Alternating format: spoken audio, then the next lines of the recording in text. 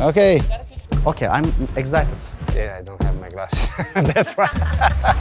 So what are the three main ingredients of a successful partnership? Trust and openness.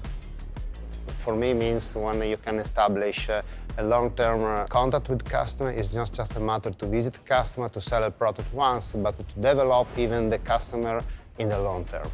It should be a long-lasting relationship. We are also trying to achieve process optimizations on a long-term basis. They feel that they can rely not only in the product, but also to make them confident about our support.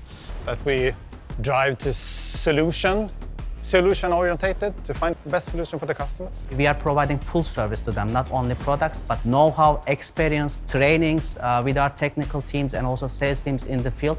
So this is how we support them. Successful partnership, I think trust. When both sides have at least the best interest of the other company in their minds.